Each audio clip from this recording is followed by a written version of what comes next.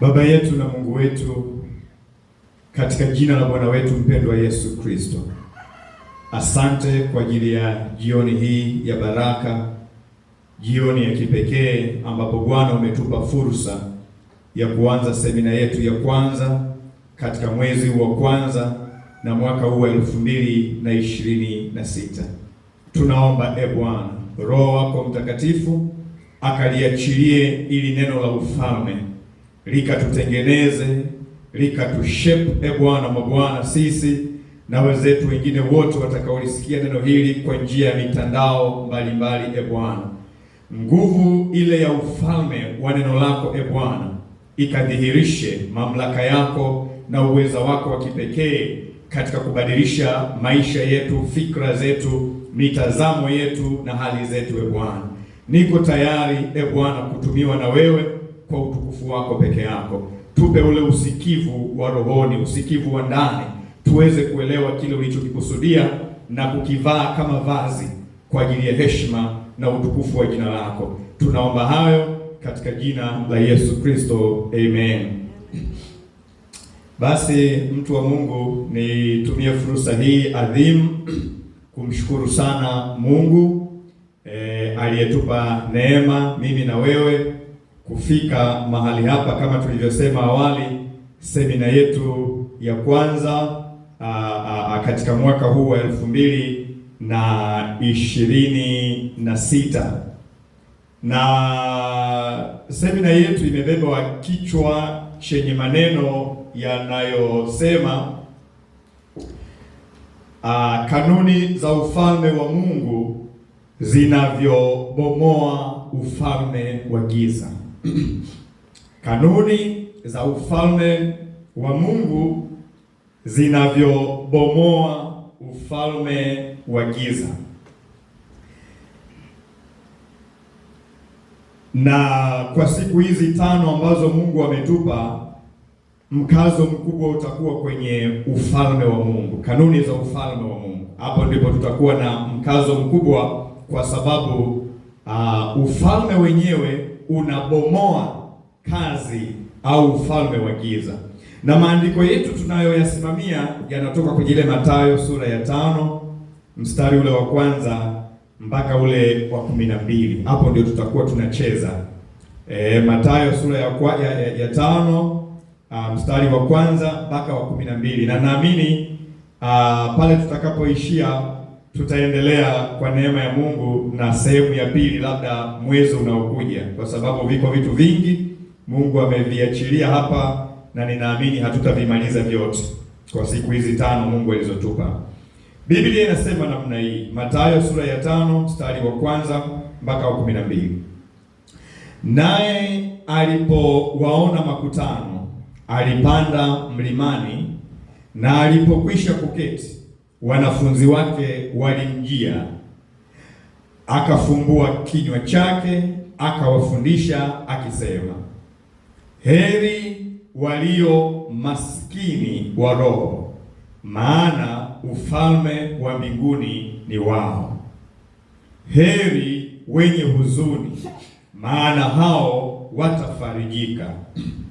Heri wenye upole, maana hao watairithi nchi. Heri wenye njaa na kiu ya haki, maana hao watashibishwa. Heri wenye rehema, maana hao watapata rehema. Heri wenye moyo safi, maana hao watamuona Mungu. Heri wapatanishi, maana hao wataitwa wana wa Mungu.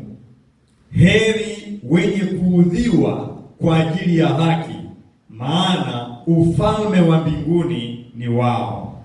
Heri ninyi watakapowashutumu na kuwaudhi na kuwanenea kila neno baya kwa uongo kwa ajili yangu. Furahini na kushangilia, kwa kuwa thawabu yenu ni kubwa mbinguni. Kwa maana ndivyo walivyowaudhi manabii waliokuwa kabla yenu. Bwana Yesu asifiwe sana. Sasa kwa kuanza, labda niseme tu kwamba, na leo nitakuwa na kuwekea msingi tu wa mambo yanayokuja. Niseme tu kwamba maisha ya kila mwanadamu yanapokea amri au yanaendeshwa kwa amri. Maisha ya kila mwanadamu yanapokea au yanaendeshwa kwa amri. Aidha ni amri kutoka kwenye ufalme wa giza au amri kutoka kwenye ufalme wa Mungu aliye hai. Moja kati ya hiyo lazima. Maisha yako yataendeshwa kwa amri, ama inayotoka kwenye ufalme wa giza ama inayotoka kwenye ufalme wa Mungu aliye hai au ufalme wa mbinguni.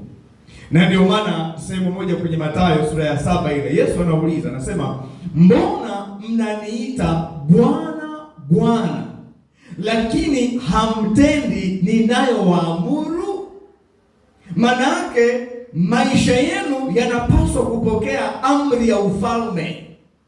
Sasa kwa nini mko kwenye ufalme alafu hampokei amri ya ufalme? Ni kama mnapokea amri ya ufalme mwingine. Inamshangaza sana Yesu.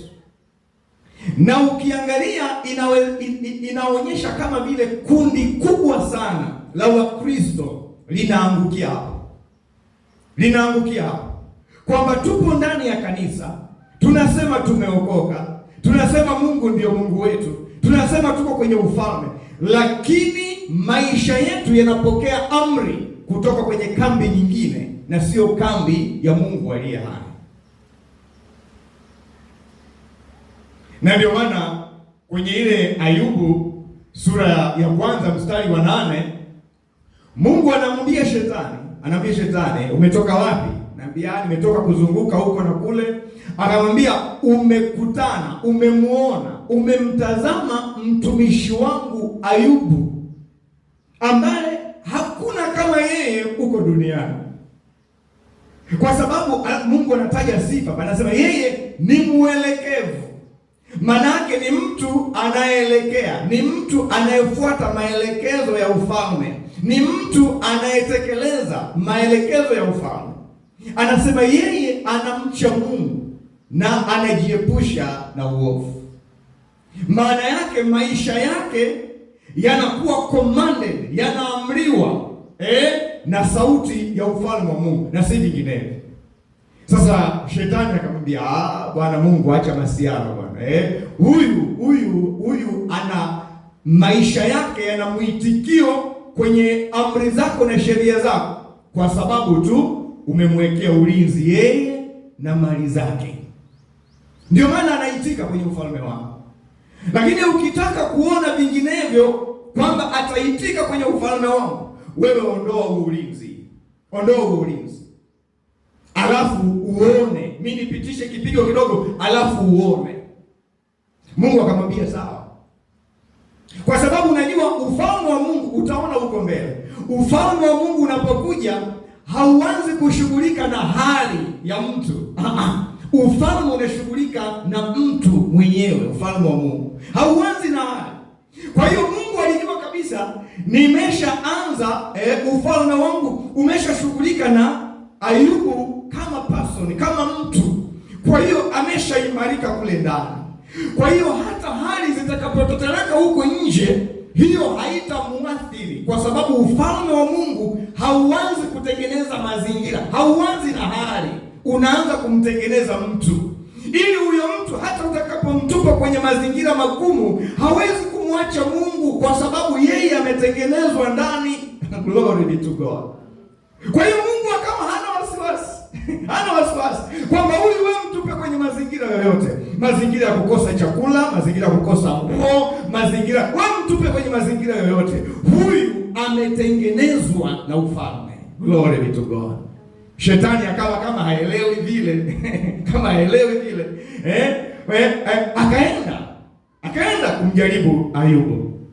Nyinyi wote mnafahamu, akapiga watoto wake akaua, akapiga uchumi wake wote, akateketeza mifugo, nyumba akaziharibu, kila kitu kikaharibika namna hiyo, lakini Ayubu alikuwa bado anaitika neno la ufalme kwa Mungu aliye hai. Ayubu shetani akarudi tena kwa Mungu akamwambia, huyu bwana wewe kwa sababu tu hivyo ni vitu, niachie nafasi nimguse ngozi yake, ngozi kwa ngozi, nyama kwa nyama, huyo atakufuru tu. Mungu akasema, ufalme wangu ukitengeneza mtu umetengeneza mtu, kwa hiyo wewe nenda, lakini roho yake usiguse. Ayubu akaenda, shetani akaenda akapiga magonjwa. Ndio maana huwa tunasema magonjwa yote sio ya kisayansi.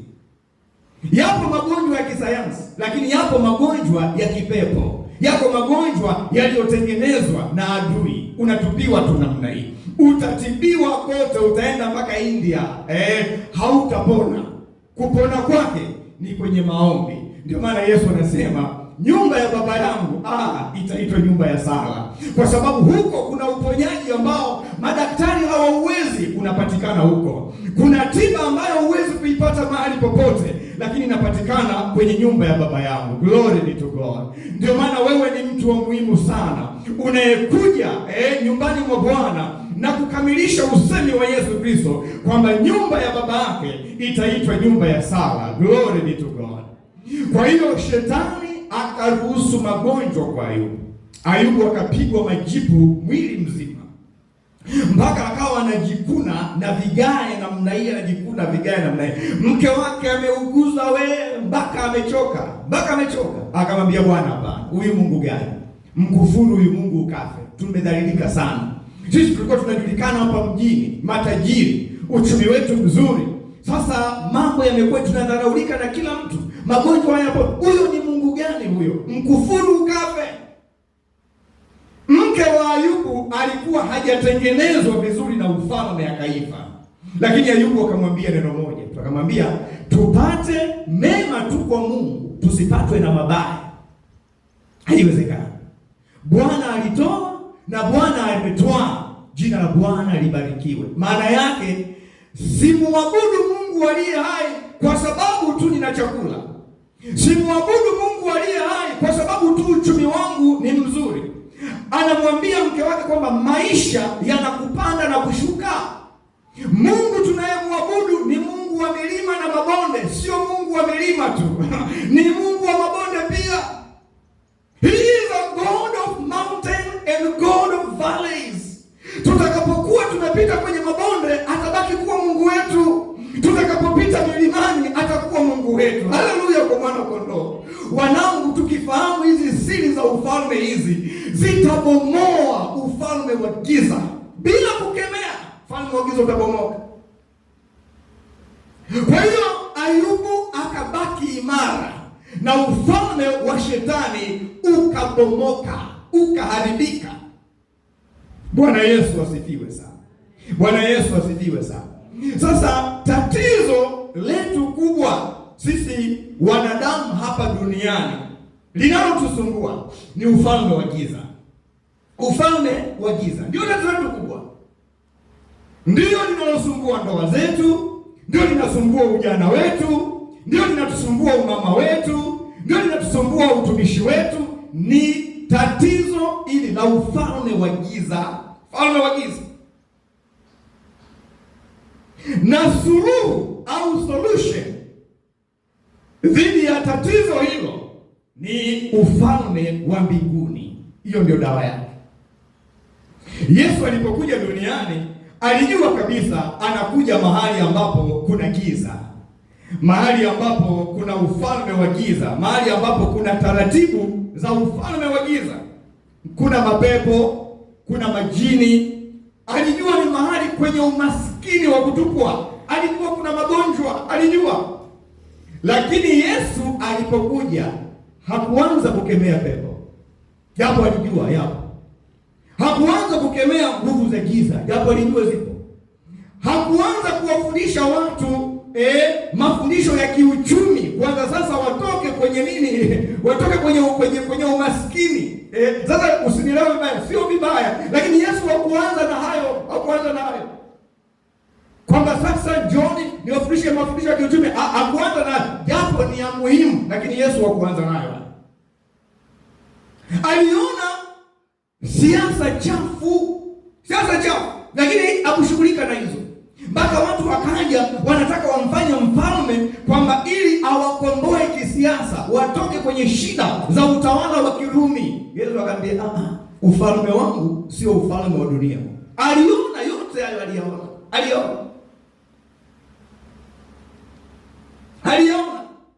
Lakini alipokuja yeye, alianza na kuweka au kueleza misingi au kanuni za ufalme. Misingi au kanuni za ufalme. Kwa sababu kukemea pepo sio vibaya, lakini kukemea bila kuishi kanuni za ufalme ni zero. Ndio maana wale watoto wa yule kuhani anaitwa Skewa kwenye Matendo ya Mitume walipokemea mapepo wakasema, kwa jina la Yesu yule anayehubiriwa na Paulo, toka. Yale mapepo yalisema nini? Yalisema, Paulo tunamjua na Yesu tunamjua, hawa ni watu wa ufalme. Ninyi mnatoka wapi? Ninyi utambulisho wenu ni wapi? Hatuwafahamu. Wakawapiga, wakawararua kabisa, wakawararua. Kwa nini walikuwa wanamtambua Paulo? Kwa sababu Paulo alikuwa anauishi ufalme. Kwa hiyo mahali ambapo ufalme wa Mungu watu wanauishi, lazima ufalme wa shetani unabomoka automatically. Utumii nguvu kubwa, unabomoka automatically. Na mahali ambapo ufalme wa shetani umeimarika, ufalme wa Mungu hautaonekana. Kwa hiyo ni ama umechagua kuishi ufalme wa Mungu au umechagua kuishi ufalme wa giza. Ukiamua kuishi ufalme wa Mungu kwenye familia yako, automatically ufalme wa giza utaondoka. Kwa hiyo mambo ya kukemea na nini yanakuja ya ziada, lakini kuna msingi uliokwisha kujengwa.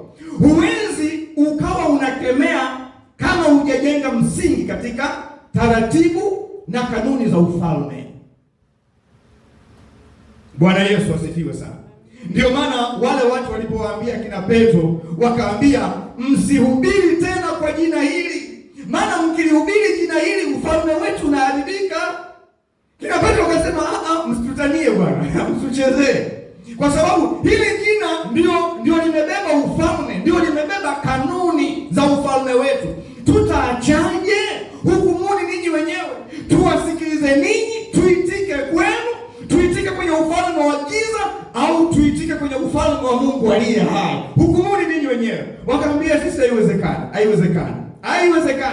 Kuimarika kwa maisha yetu kunategemea jina la ufalme, na hakuna jina jingine tulilopewa wanadamu chini ya mbingu litupaswalo kuokolewa kwalo isipokuwa ni jina la Yesu Kristo. Tutalitaja asubuhi, tutalitaja mchana, tutalitaja jioni, tutalitaja tukiwa kwenye daladala, tutalitaja tukiwa ofisini. Hakuna wa kutuzuia, maana ni jina lililobeba ufalme. Haleluya kwa mwana kondoo. Najivunia jina la Yesu Kristo. Ninaona fahari juu ya jina la Bwana wangu Yesu Kristo. Ndilo jina linaloponya ndoa yangu, ndilo jina linaloponya maisha yangu ya utumishi, ndilo jina linalonipa ulinzi dhidi ya nguvu za giza, ndilo jina lenye mamlaka na uwezo wa ajabu. Glory be to God. Bwana Yesu asifiwe. Haleluya kwa mwana kondoo. Kwa hiyo nimesema kukemea sio vibaya, lakini kukemea bila kuishi kanuni za ufalme ni zero. Na ndio maana kwenye waraka wa kwanza wa Yohana sura ya 5 na mstari wa 4, waraka wa kwanza wa Yohana, leo nakujengea msingi. Ndio maana bado sijaligusa lile andiko letu la msingi na kujengea upate concept ya ufalme. Waraka wa kwanza wa Yohana sura ya 5 mstari wa 4 anasema, kila aliyezaliwa na Mungu huushinda ulimwengu. Napenda ya mambo. Na huku ndiko kushinda kuushindako ulimwengu, hiyo imani yetu. Nisikilize kwa makini. Kila aliyezaliwa na Mungu. Kuzaliwa na Mungu maana yake nini? Unapozaliwa na Mungu maana yake umeukubali ufalme, umeingia kwenye ufalme, umekuwa mtoto wa ufalme, umezaliwa na Mungu. Kwa hiyo anasema kila aliyezaliwa na Mungu huushinda ulimwengu. Ulimwengu maana yake nini? Ulimwengu ni systems za dhambi, majaribu na mambo maovu hayo. Kwa hiyo kama hujazaliwa na Mungu ni vigumu sana kuushinda ulimwengu, lakini anasema kila aliyezaliwa na Mungu huushinda ulimwengu. Huushinda ulimwengu. Hujazaliwa na Mungu, wewe sahau kushinda system za kiulimwengu, sahau kushinda mambo ya dhambi. Utabaki tu kusema dhambi huwezi kushinda, wewe ni mwanadamu. Wewe kama umeshindwa ni wewe. Sisi tunashinda dhambi kwa sababu ya ufalme tulioko huko ndani, kwa sababu hatushindi kwa nguvu zetu, tunawezeshwa na nguvu ya ufalme. Kwa hiyo kama umeshindwa ni wewe, kwa sababu uko nje ya ufalme. Sisi tulio ndani ya ufalme tunawezeshwa. Hatuwezi kwa nguvu zetu wenyewe, lakini yuko mfalme anayetupa nguvu ya kifalme ya kukataa dhambi, sio kwa nguvu zetu. Kwa hiyo kila aliyezaliwa na Mungu yaani nahubiri mpaka naona raha, hatendi kila aliyezaliwa na Mungu huushinda ulimwengu, na huku ndiko kuushindako ulimwengu, hiyo imani yetu. Kwa sababu kwenye Waebrania anasemaje? 11 anasema pasipo imani haiwezekani kumpendeza Mungu. Kwa hiyo unapozaliwa kwenye ufalme unapokea imani ya kuamini ufalme na kuutumaini ufalme. Kwa hiyo ile imani ndiyo inakupa wewe uwezo wa kumpendeza Mungu. Uwezo wa kumpendeza Mungu maana yake nini? Maana yake inakupa uwezo wa kukataa mambo yasiyompendeza Mungu. Bwana Yesu asifiwe sana. Bwana Yesu asifiwe sana. Kila aliyezaliwa na Mungu huushinda ulimwengu, na huku ndiko kuushinda ulimwengu, hiyo imani yetu. Kwa hiyo unapokuwa tu kwenye ufalme ukapokea hiyo imani, tayari wewe ni threat kwenye ufalme wa giza. Utakapokuwa unauishi wa ufalme wa shetani au ufalme wa giza, automatically utakuwa unabomoka vipande.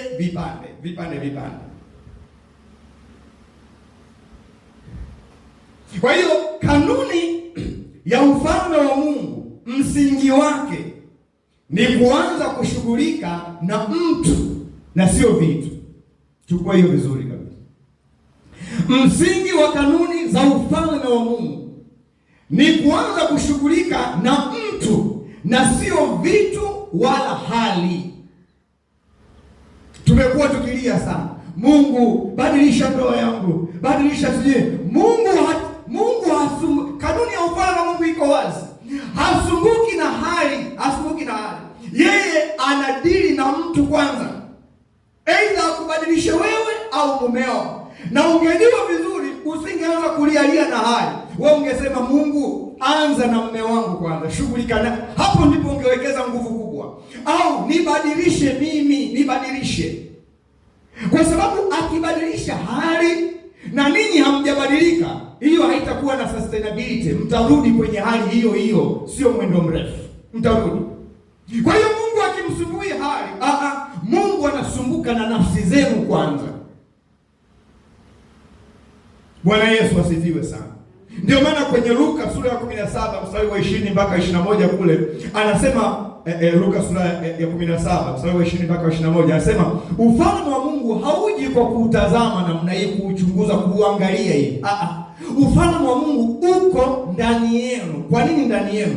Ufalme wa Mungu unaanza kushughulika na mtu, sio hali kwanza, wala sio vitu. Ndio maana hata ungepewa, hata ningekupa sijui kitambaa, ningekupa sijui sukari, sijui chumvi, sijui nikafanya nini na nini, ufalme wa Mungu huko. Hayo mahali yatakurudia tu. Lakini ufalme wa Mungu unakutaka wewe kwanza, wewe kwanza. Ndio maana anasema ninyi ni chumvi ya ulimwengu. Kama mimi ni chumvi ya ulimwengu, unanipa chumvi nyingine inisaidie nini? Wakati mimi nimeshaambiwa mimi ni chumvi, hiyo chumvi nyingine nje yangu itanisaidia nini? Anasema mkiniamini nini? Mito ya maji iliyo hai itabubujika kutoka ndani yenu. Unanipa maji ya uhai hayo kwenye chupa, mimi itanisaidia nini? Wakati ndani yangu inabubujika mito ya maji iliyo hai. Huo ndio ufalme wa Mungu. Ufalme wa Mungu hauanzi na vitu, wala hauanzi na hali. You are wasting your time. Ufalme wa Mungu unaanza na wewe ndani yako. Glory be to God. Bwana Yesu asifiwe. Bwana Yesu asifiwe. Lakini shetani anatunyima elimu ya ufalme ili abaki akitutawala. Tusikubali. Ndio maana Yesu anasema nini? Neno lake linasemaje? Watu wangu wanaangamizwa kwa sababu ya kukosa maarifa. Asante Yesu, sasa unatupa maarifa ya ufalme wa Mungu aliye hai. Glory be to God. Bwana Yesu asifiwe. Ndio maana unaweza ukasema una hali mbaya sana ya kiuchumi, kwa hiyo ngoja tuanze kupambana na hiyo hali. Ni jambo jema, sio jambo baya, ila kanuni ya ufalme haianzi kuanza na hali. Kwa sababu utapambana hiyo kiuchumi, utatengeneza pesa, lakini ukishaipata hiyo pesa unaenda kuonga mwanamke. Umepambana sana kwa sababu ya kiuchumi. Au ukipata hiyo pesa unakwenda kufanya mambo yako kama mwanamke, unaweza kuelewa. Umebadilisha hali lakini wewe hujabadilika. Ndio maana Mungu ufalme wake, kanuni yake inaanza na wewe kwanza. Alafu akija kubadilisha hali, ngoma inokile. Taenda vizuri sana. Ndio maana kwenye Marko sura ya 2 mstari wa 5, wakati wamemleta yule mgonjwa, amepooza yule, wanamleta pale kikili, anataka uponyaji. Nilishangaa sana. Yesu badala ya kumponya yule mtu anamwambia, mwanangu, umesamehewa dhambi zako. Bwana Yesu, vipi? Mimi nataka kusimama, nataka kutembea, niendelee na shughuli zangu. Unaniambia mambo ya dhambi. Inakuaje? Mimi sikuelewi. Lakini kanuni ya ufalme haianzi kushughulika na hali, inaanza kushughulika na mtu, na nafsi ya mtu. Yesu anaambia tatizo sio hiyo hali yako. Tatizo ni wewe huku ndani. Nataka kwanza nikushughulikie wewe. Mwanangu, umesamehewa dhambi zako. Glory be to God. Baada ya kushughulikiwa kule, ndio Yesu anakuja kwenye mazingira sasa ya nje. Kwa sababu hata angemponya huku nje, kama ndani ya kujakaa sawa, huenda tatizo lingerudi. Ndio maana mgonjwa mwingine alimwambia angalia, usitende dhambi tena, yasije akakupata yaliyo makubwa zaidi kuliko haya. Usije ukakupata ugonjwa mbaya zaidi kuliko huu. Nimerekebisha mazingira ya nje, lakini hakikisha unatunza yale ya ndani. Hao ya ndani ndio muhimu, vinginevyo yatakupata makubwa, utapata ugonjwa mkubwa kuliko huu. Bwana Yesu asifiwe sana. Bwana Yesu asifiwe sana. Kwa hiyo mabadiliko ya mtu yanakuja kabla mabadiliko ya hali. Mabadiliko ya hali. Ndio maana kwenye Warumi 12 mstari wa 2. Warumi 12 mstari wa 2. Anasema, labda nikusomee pale Warumi 12 mstari wa 2. Anasema, wala msifuatishe namna ya dunia hii, bali Yesu nakupenda, bali mgeuzwe kwa kufanywa upya nia zenu, mpate kujua hakika mapenzi ya Mungu yaliyo mema, ya kumpendeza na ukamilifu. Anashughulika na mtu. Kwanza anataka kubadilisha nia ya mtu, abadilishe mtazamo wa mtu, abadilishe fikra za mtu. Kwa nini leo hii tunashindwa kuishi ufalme ndani ya kanisa la Mungu na kwenye ndoa zetu na mahali pengine? Kwa sababu gani? Tumekuja kwa Yesu lakini mitazamo haijabadilika. Tumekuja kwa Yesu, nia hazijageuzwa. Tumekuja kwa Yesu, fikra hazijageuzwa. Uko kanisani, mitazamo ni ya zinaa tu. Uko kanisani, fikra ni za chuki tu. Uko kanisani, nia ni ya uovu tu. Haiwezekani. Ndio maana nasema mgeuzwe kwa kufanywa upya nia zenu, mitazamo yenu, fikra zenu. Kama uko kwenye ndoa, fikra zako hazijageuzwa, mitazamo yako haijageuzwa, kutazamishwa kama ufalme unavyotaka, hiyo ndoa huwezi kusogea kabisa. Ndio maana kitu cha kwanza Yesu lazima ashughulikie namna unavyotazama mambo. Unatafsiri vitu ukiwa umesimamia wapi? Unaviangalia vitu vya duniani na kote ukiwa umesimama wapi? Ndio maana anasema wala msifuatishe namna ya dunia hii. Haiwezekani uwe kanisani alafu ufuatishe misimamo kama ya kidunia. Anasema bali mgeuzwe kwa kufanywa upya nia zenu, mpate kujua kwa hakika mapenzi ya Mungu aliye. Haujageuzwa. Kujua mapenzi ya Mungu ni ngumu sana. Hata mchungaji angehubiri jasho ningemtoka hivi. Utafurahia nje lakini hutayajua mapenzi ya Mungu, kwa maana hutayaishi. Kwa sababu gani?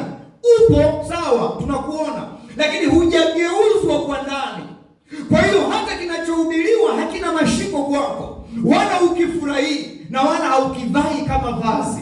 Kwa hiyo utakuja kanisani mwaka mzima, lakini wewe hutabadilika, hutakuwa na badiliko lolote. Tutakuona mwenye chuki yule yule, mwongo yule yule, msengenyaji yule yule, mkaidi yule yule, asiyempenda Mungu yule yule, mvivu wa ibadani yule yule. Kwa nini? Kwa sababu mtazamo, nia haijageuzwa. Kwa hiyo huyajui mapenzi ya Mungu yaliyo mema, ya kumpendeza na ukamilifu. Glory be to God. Bwana Yesu asifiwe. Kuja hapa ndugu zangu kwenye ibada hapa saa kama hizi inahitaji uwe umegeuzwa. Uwe umegeuzwa nia yako. Unaona vitu ambavyo wengine hawavioni. Hawapia. Yaani kwa hiki Mungu anachokupa hapa, hata ungeingiza 50,000 siku ya leo isingekusaidia kama hiki ambacho unakipokea hapa, na kama utakwenda kukiishi ni zaidi ya ile 50,000 ambayo ungeingiza leo. Bwana Yesu asifiwe sana. Haleluya. Haleluya. Kwa hiyo kwa nini Yesu haanzi na hali, anaanza na mtu? Kwa sababu iko hatari ukistawi nje kwanza bila kubadilika ndani. Ni ngumu sana kumtegemea Mungu, ngumu sana, ngumu sana. Ndio maana Yesu anasema ni vigumu sana kwa tajiri kuingia katika ufalme wa Mungu. Ni rahisi kuangamia kupita kwenye tundu la sindano kuliko tajiri kuingia kwenye ufalme wa Mungu. Kwa nini? Kwa sababu tajiri anategemea nini? Anategemea mali zile za nje, mali zile za nje, lakini hamna badiliko ndani. Na ndio maana pia hata ukisoma kwenye Ufunuo sura ile ya 3 mstari wa 16 mpaka wa 17 kule anasema wale watu walikuwa wanajifanya wao ni matajiri, na kweli ni kanisa lilokuwa tajiri kwa jinsi ya nje, walikuwa na ukwasi wa kutosha. Lakini Yesu anawaambia kwamba ninyi hamjijui tu, ninyi ni wanyonge, ninyi ni wenye mashaka, ninyi ni maskini, ninyi ni vipofu, na kwamba mko uchi. Hii ni hali ya ndani ya kwao, lakini wao hawaioni. Hali ya nje wanajiona, wana magari, wana ma-VX, wana manyumba, lakini Yesu anawaambia ndani kumeharibika. Sasa moja kati ya kusudi kubwa lililomfanya Yesu kuja duniani ni kuja kujenga ufalme wa Baba yake. Hilo ni moja kati ya makusudi makubwa ya Bwana wetu Yesu Kristo. Sasa ufalme utajengwa kwa kuanza kubadilisha mtu, kama nilivyosema, na sio hali. Nasisitiza hiyo sana. Ufalme utajengwa kwa kuanza kubadilisha mtu na sio hali au vitu. Ndio maana Yesu anawekeza kwenye nafsi na roho ya mtu kuliko vitu au hali. Ndio maana anasema kwenye Mathayo 6 mstari wa 9 mpaka wa 10 alipokuwa akiwafundisha ile sala. Mathayo 6 mstari wa 9 mpaka wa 10. Ufalme wako uje, mapenzi yako yatimizwe. Hasemi ufalme wako uje uchumi wetu uwe mzuri. Hasemi ufalme wako uje ili sijui mambo gani ndoa yetu iwe mzuri. Hapana, anasema ufalme wako uje, mapenzi yako yatimizwe. nani anayetimiza mapenzi ya Mungu? Ni mtu, ni binadamu. Kwa hiyo Mungu anachokitaka kwanza ni mapenzi yake yatimizwe. Mapenzi yake yanapotimizwa ndiyo yanabadilisha hali. Hali haibadilishwi na makelele, hali haibadilishwi na kitu chochote. Hali inabadilishwa na pale ufalme unapokuja, alafu watu wakatimiza mapenzi ya Mungu. Kwa hiyo usipige makelele tu kanisani kwako, usipige makelele tu nyumbani kwako. Jiulize, ufalme wa Mungu umekuja? Ndiyo, umekuja. Mapenzi yake yanatimizwa kwenye ndoa yetu? Kama hayatimizwi, wewe achana na kutafuta hali iwe namna gani. Anza kwanza kutimiza, weka mkakati wa kufanya mapenzi yake yatimizwe, na hilo ndio litakalokwenda kubadilisha hali. Glory be to God.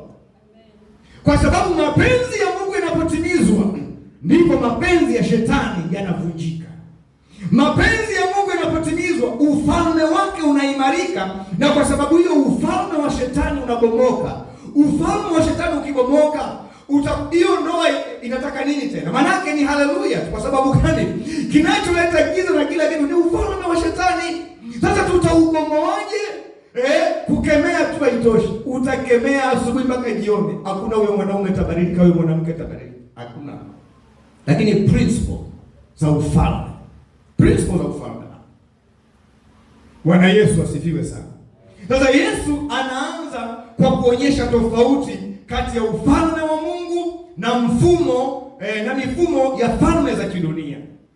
Yesu hasemi ufalme wako uje kama nilivyosema na uchumi wetu uwe mzuri, lakini anasisitiza mapenzi yako yafanyike. Maadili ya ufalme wa Mungu ni kinyume cha maadili ya ufalme wa giza au ufalme wa dunia. Unataka kubadilisha hali, ingiza mapenzi ya Mungu kwenye maisha yako. Unataka kubadilisha hali, ingiza mapenzi ya Mungu kwenye maisha yenu au kikundi chenu. Ndio maana Paulo akawaambia kanisa la Rumi, Warumi sura ya 14 mstari wa 17, anawaambia ufalme wa Mungu sio kula na kunywa, bali haki, amani na furaha katika Roho Mtakatifu. Kwa sababu wale watu walikuwa wako kanisani lakini wanachukiana, walikuwa wako kanisani lakini wanagombana tu. Sasa Paulo anawaambia ufalme wa Mungu hauanzi katika hali, mtagombana sana tu, mtagombana sana, hamwezi kurekebisha hizo hali. Ufalme wa Mungu ni haki. Kama kila mtu akiishi haki ya Mungu, hakuna atakayemtendea mwenzake ndivyo sivyo, matokeo yake hali itabadilika automatically. Lakini mkiona hali haibadiliki, mapenzi ya Mungu hayatendeki. Na moja kati ya mapenzi ya Mungu ni haki. Jiulize, unamtendea haki muumini wako? Unamtendea haki mchungaji wako? Unamtendea haki jirani yako? Ukitenda haki, automatically amani itakuwepo tu. Kwa sababu gani? Mapenzi ya Mungu yanafanyika. Lakini kama kuna dhuluma, kama kuna haki, haiwezekani. Hatuwezi kubadilisha hali. Tutabadilisha hali ya nyumba zetu, hali ya kanisa, hali na majirani zetu kwa kutenda mapenzi ya Mungu. Na moja kati ya mapenzi ya Mungu ni kuidhihirisha haki ya Mungu kwenye maisha yetu. Alafu anamwambia ufalme wa Mungu ni amani. Kama sisi tumepatanishwa na Mungu, tukawa na amani na Mungu, huwezi ukaondoa hiyo tofauti huko kwenye kanisa lenu, nyumbani kwenu, mtaani. Hamwezi kuondoa hiyo hali ya kununiana na hamwezi kuiondoa mpaka pale ambapo mtatekeleza mapenzi ya Mungu. Kama wewe umepatanishwa na Mungu, kwa nini wewe unakataa kumsamehe mwenzio? Kwa sababu hutendi mapenzi ya Mungu ya kumsamehe mwingine kama wewe ulivyosamehewa. Ndio maana hakuna amani, ndio maana kuna mnuno tu, ndio maana kuna kiburi tu. Lakini ungejiuliza kwamba mimi nimesamehewa bure tu na Mungu, bure tu. Kwa nini ninamshikilia mwenzangu? Kwa nini nisione tu kwamba ni mwenye dhambi tu anayehitaji huruma zangu na msamaha wangu kama mimi nilivyosamehewa. Ukitekeleza kanuni hiyo ya ufalme, hali inafunguka tu namna hii. Mlikuwa hamzungumzi, mnazungumza. Mlikuwa hamcheki, mnacheka. Mlikuwa hamfurahi, mnafurahi. Hali inabadilika automatically. Kwa nini? Kwa sababu mmeziishi principle na kanuni za ufalme wa Mungu aliye hai. Glory be to God. Bwana Yesu asifiwe. Bwana Yesu asifiwe. Lakini kama hatuziishi, tutasali kanisa moja, mchungaji akisema muangalie jirani yako, unamwangalia macho unapeleka pembeni namna hii. Kwa nini? Hatuziishi kanuni za ufalme. Sio hapa Protestants na sio kwa neno hili. Bwana Yesu asifiwe sana. Bwana Yesu asifiwe sana. Haleluya. Kwa hiyo katika dunia hii mwenye heri ni mtu mwenye mali nyingi.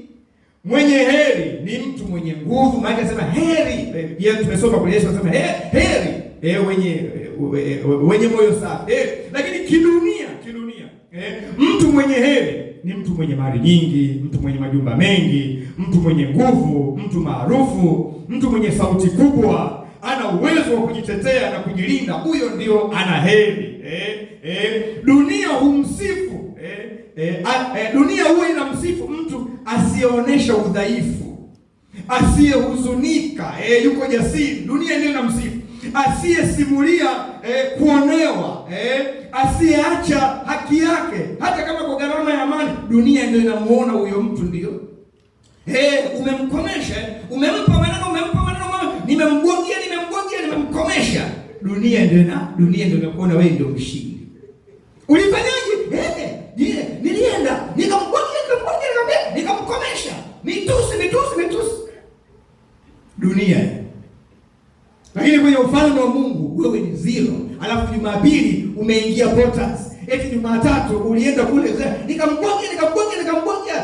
Watu wote walikuwa unaona sifa. Kwenye ufalme wa Mungu ni zero. Alafu ukija hapa katika jina la Yesu tunakemea, tunafunga, makelele tu. Makelele kwa sababu hauko kwenye principle. Makelele tu. Bwana Yesu asifiwe sana. Bwana Yesu asifiwe sana. Si unajua kuna waigizaji wengi tu. Siku moja nilikuwa nimekaa hapa tunaomba. Akaingia mdada, sijui alitumwa na nani, na ule najua tu alitumwa na watu wa giza. Kaingia hapa, unajua muombaji utamuona. Sasa anaviona watu wanatembea na yeye akajua kwamba maombi ndio, kwa hiyo anajirusharusha tu hivi. Lakini umuone akiomba anajirusharusha. Nikamfuata tu, nikampa maneno ya kichungaji pale. Hakukaa dakika 5, alitoka na hakuwahi kurudi tena. Kwa hiyo unaweza ukawa unaigiza tu, unaenda unarudi. Maombi ni zaidi ya kutembea namna hiyo. Principle na kanuni za ufalme wa Mungu ndio zituongoze. Bwana Yesu asifiwe sana. Sasa katika Mathayo sura ya 5 mstari wa 1 mpaka wa 12, huu ni wito ulio wazi. Kama unamtafuta Kristo, lazima ukubali maisha yaliyo kinyume na mwelekeo wa dunia. Maisha ambayo huanza kwa kupoteza ili upate. Maisha ambayo huanza kwa kushuka ili uinuliwe. Maisha ambayo yanaanza kwa kufa ili uishi. Ichukue hiyo, mtu wa Mungu. Maisha ya ufalme yanataka kwanza upoteze, alafu ndio upate. Maisha ya ufalme yanataka kwanza ushuke ndipo uinuliwe. Usitake kuinuliwa kabla hujashuka. Maisha ya ufalme yanataka udharauliwe kwanza ndipo uheshimiwe. Ndio maana napenda ule wimbo unasema, mahali hapa sikutaka ili niheshimiwe. Hapana, naye nikute mashaka hivyo. Kwanza ndio maana huwa nasema sisi watu wa Mungu, dharau ni chakula chetu. Usikasirike watu wanapokudharau. Ujue hiyo ndio njia ya kuheshimika. Huwezi ukaheshimika kabla hujadharaulika. Haiwezekani. Huwezi ukanyanyuliwa kabla hujashushwa namna hii. Na huwezi ukaishi kabla hujafa. Haleluya kwa mwana kondoo. Glory be to God.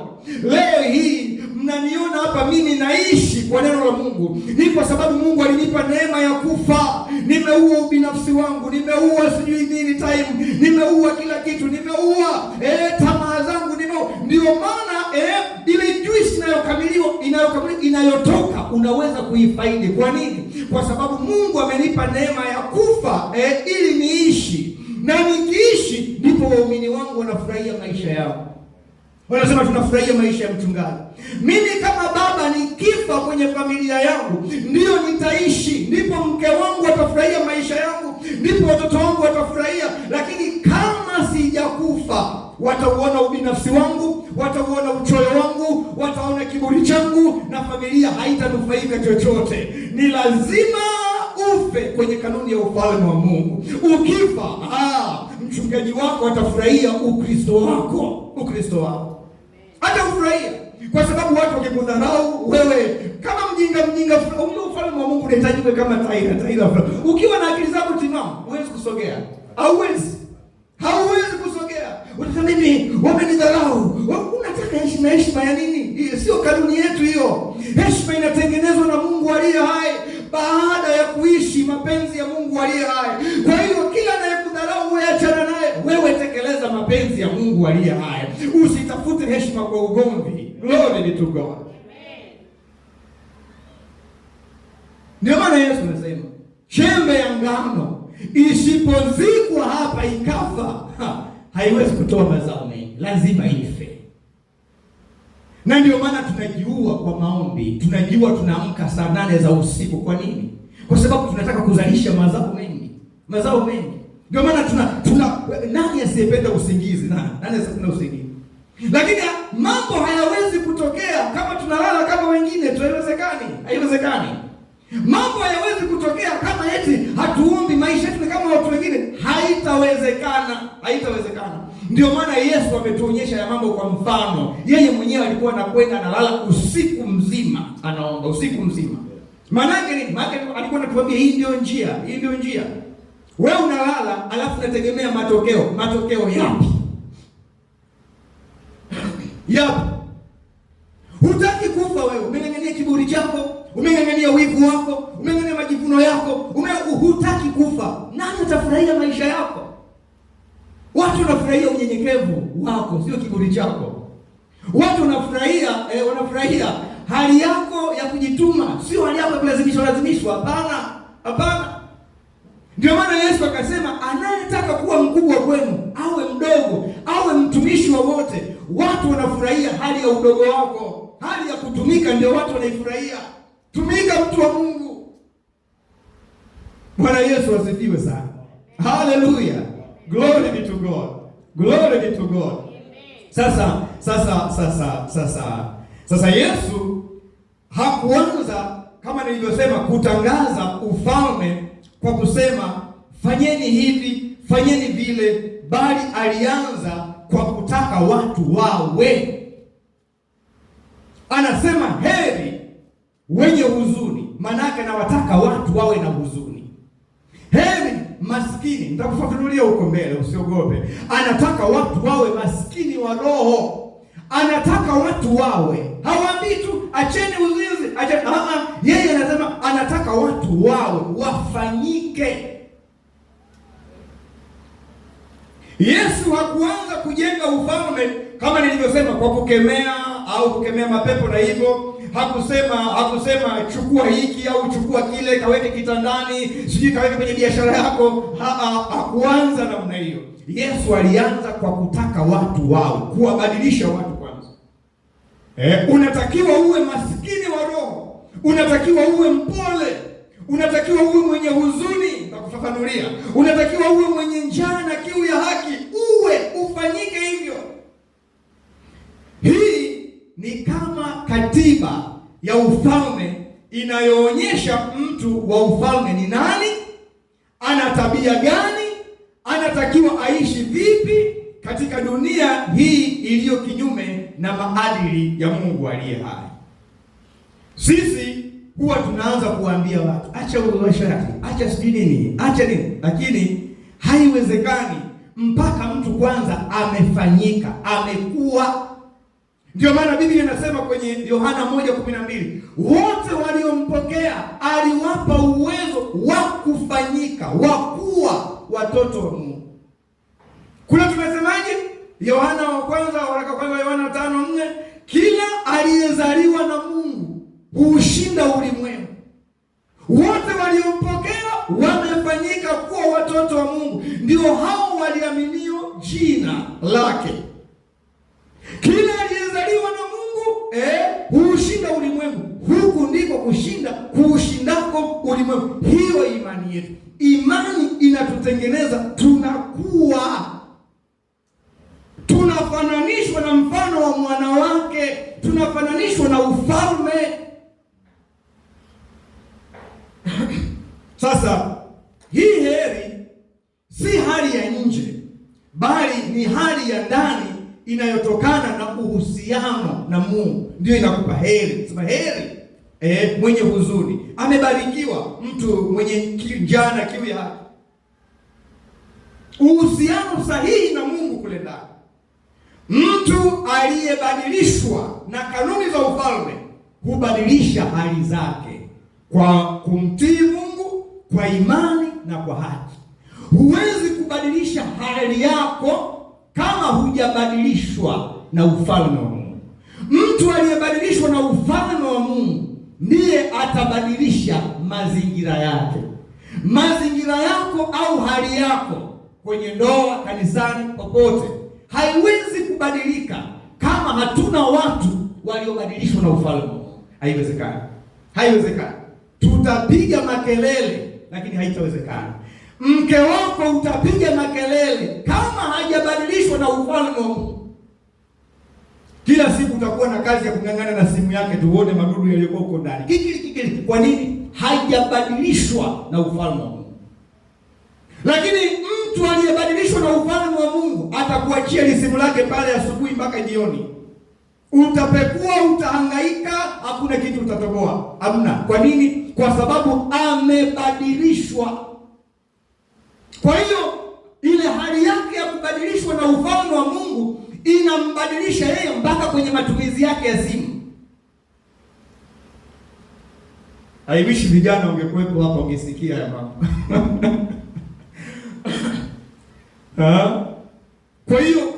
Kwa hiyo napomalizia kwa leo, mtu aliyeupokea ufalme wa Mungu lazima utaona mambo haya manne kwake.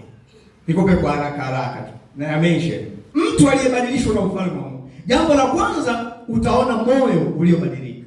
Moyo uliobadilika. Lakini jambo la pili utaona tabia iliyobadilika. Unajua hapo ufalme wa Mungu umepita. Utaona tabia iliyobadilika. Lakini la tatu utaona maamuzi yaliyobadilika. Unajua sasa ufalme unafanya kazi. Anavyochukua maamuzi sio tena kama wakati ule.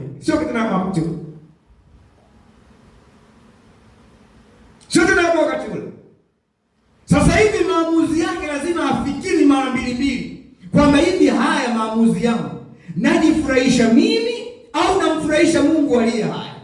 Haya maamuzi yangu nampendeza Mungu au ujue huyo mtu huyo ufalme wa Mungu umejikita. Lakini jambo la nne na la mwisho ndipo sasa utaona hali iliyobadilika.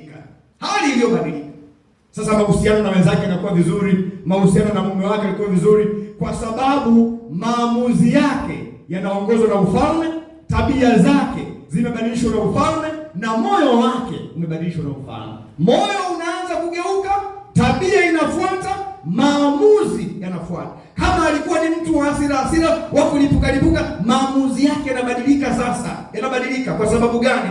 Anapokea command, anaitikia kwenye ufalme wa Mungu, sio kwenye ufalme wa giza. Kwa hiyo akiitikia kwenye ufalme wa Mungu unamwambia hasira hukaa kifuani kwa mpumbavu. Tena hasira ya mwanadamu haitendi haki ya Mungu. Kwa hiyo utajikuta anatulia. anaingia namna hii, alafu anarekebisha mahusiano na wenzake. Kwa nini? Kwa sababu ameitika kwenye ufalme wa Mungu, hajaitika kwenye ufalme wa giza. Angeitika kwenye ufalme wa giza, maana yake angeizalia hasira matunda, angeizalia hasira matunda, kwamba nitamuonyesha, amezoea, ngoja nimuonyeshe, nimkomoe. Hasira inazaa matunda. Kwa sababu gani? Ameitikia upande wa giza. Nikupe mfano mmoja miwili ninapomalizia. Muangalie Daniel. Muangalie Daniel. Daniel alikuwa kule Babeli kwenye ufalme, naweza kusema wa giza, ufalme wa kidunia. System ni hovyo kabisa, ni hovyo. Lakini Daniel hakuanza kukemea masystem yale, hakuanza kukemea mapepo, hapana. Alikuwa anaingia zake tu kwenye sala na nini, lakini Daniel moyo ulikuwa umeshabadilika, moyo ulikuwa umeshabadilishwa. Moyo ulipobadilishwa, tabia yake ikabadilika.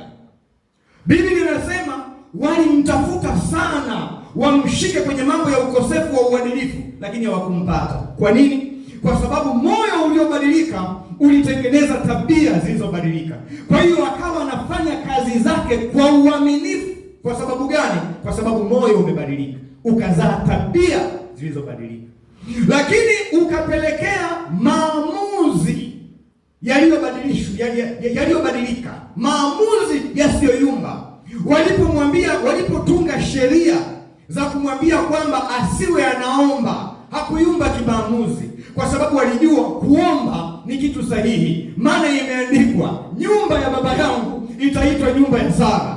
Anayenizuia kuomba yuko kinyume na mpango wa Mungu aliye hai. Hakuyumba kimaamuzi. Kwa nini? Kwa sababu moyo ulibadilishwa, tabia ilibadilika, maamuzi hayakuyumba. Mimi nakwambia, kama umebadilishwa na ufalme, hayupo mtu atakayekuzuia kuja ibadani.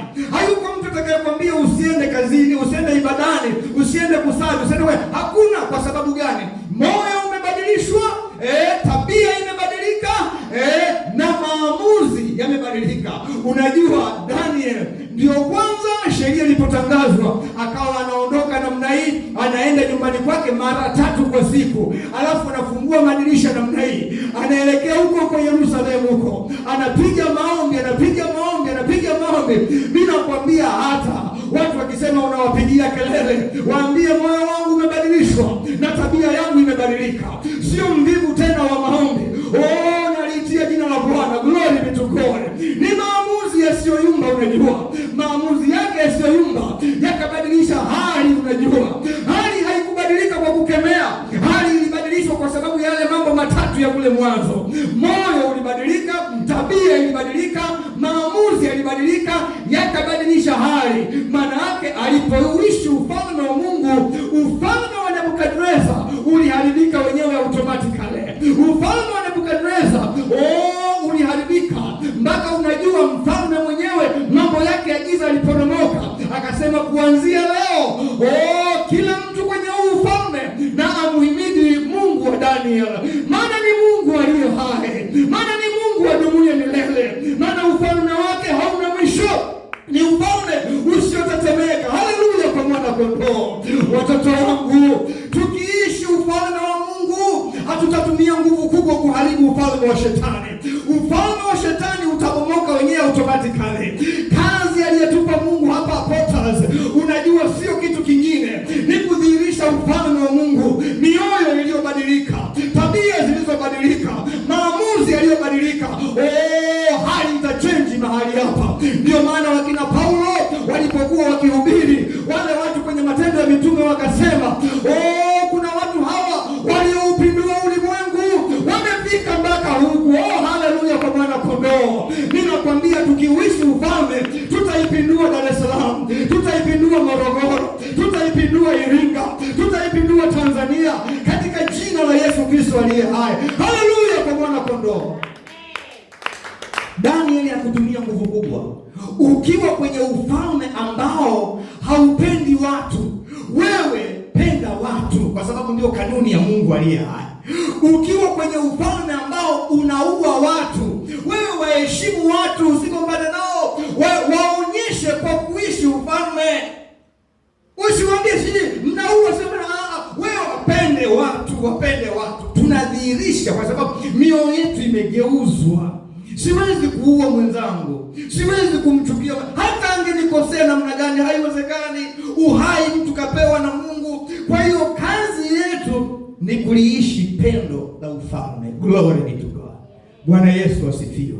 Simama kwa miguu yako. Ningekuwa mimi ndio wewe, ningeanza kumwambia Bwana, ninaomba toba na rehema. Nimepungukiwa kwa viwango vikubwa mno kwa habari ya kuishi ufalme wako. Nenda kwa toba mbele za Mungu aliye hai. Apply maombi yako kutokana na somo lilivyoshuka, katika jina la Yesu Kristo aliye hai. Baba, katika jina la Yesu Kristo aliye hai, mimi kama mtumishi wako Bwana, pamoja na wenzangu wote mahali hapa Bwana, Wakristo wote wa Porters, Baba, tunatubu mfalme wa falme, kwa sababu Bwana mabwana, tumekuita Bwana, lakini hatutendi yale ambayo Bwana umetuamuru. Baba mtakatifu, tunasema tuko kwenye ufalme wako, lakini tunaitika kwenye ufalme wa giza. Mungu mtakatifu, tunaomba toba na rehema Jehova, katika jina la Yesu Kristo aliye hai. Tutengeneze Bwana mabwana, ukajivunia watu wa Porters kama ulivyojivunia mtumishi wako Ayubu, ukawaambia watu wengine kwamba mmewaona watumishi wangu wale wa Porters ni watu waelekevu, ni watu wenye kumcha Bwana, ni watu wanaojitenga na uovu. Baba, kwa nguvu zetu wenyewe hatuwezi, lakini tunakushukuru Bwana kwa sababu umetupa kuzijua siri za ufalme, na leo tunakuja kwako Bwana, uturehemu Mungu mtakatifu, pale ambapo Bwana tumeshindwa kudhihirisha nguvu za ufalme, tabia ya ufalme. Baba utusamehe, Baba uturehemu. Tunakuja kwako Jehova, katika jina la Yesu Kristo aliye hai. Tunaomba utusaidie Bwana, kama vile Daniel alivyodhihirisha Bwana ufalme wako katikati ya ufalme wa giza, ufalme wa Nebukadneza. Baba mtakatifu, tunaomba tudhihirishe Bwana mapenzi yako katika taifa letu, tudhihirishe mapenzi yako Bwana katika ndoa zetu, tudhihirishe mapenzi yako Bwana katika Bwana miji yetu tunayoishi, katika jina la Yesu Kristo aliye hai, na kwa damu ya mwana kondoo. Baba, tunaharibu falme za giza.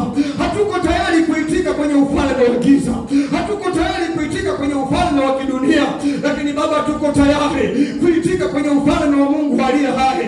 Baba, ufalme wako uje, tupe nguvu ya kutenda mapenzi yako kwa jina la Yesu Kristo aliye hai.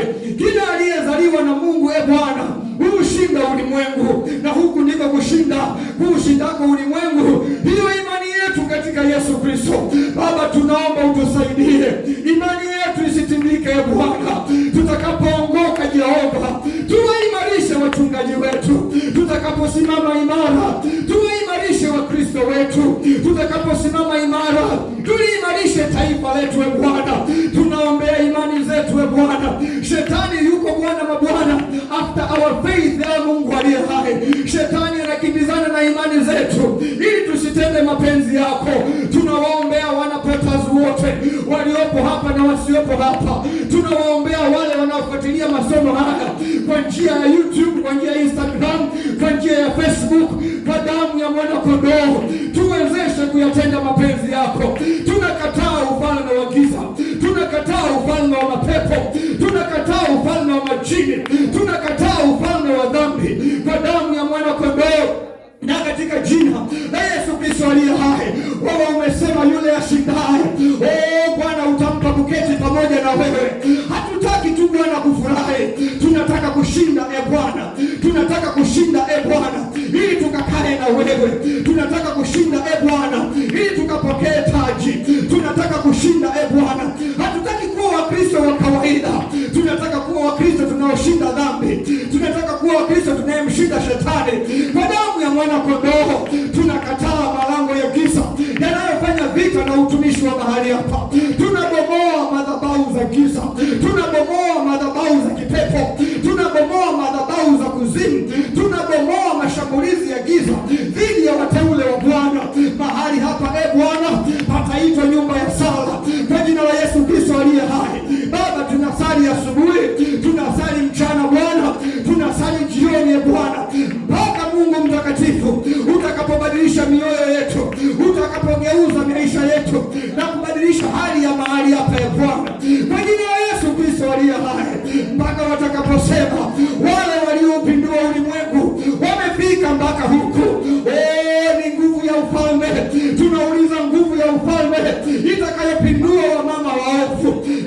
itakayopindua wachungaji waovu, itakayobadilisha vijana waovu.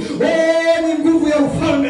Tunatangaza nguvu ya ufalme kwenye ndoa zetu, tunatangaza nguvu ya ufalme kwenye maisha ya vijana, tunatangaza nguvu ya ufalme kwenye maisha ya wamama, tunatangaza nguvu ya ufalme kwa walevi, tunatangaza nguvu ya ufalme kwa wazinzi wote. Nguvu ya ufalme, Bwana, ikaondoe kiu ya zinaa, ikaondoe kiu ya ulevi, ikaachilie neema ya kuomba nyumbani mwa Bwana kwa jina la Yesu Kristo aliye hai.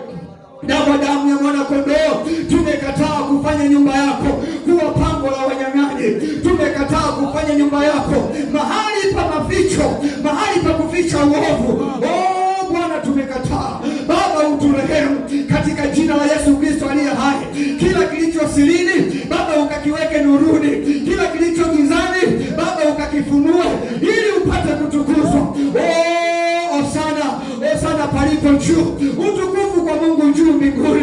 Utukufu kwa Mungu juu mbinguni. Osana mwana wa Daudi, mbarikiwa ajaye kwa jina la Bwana. Osana palipo juu.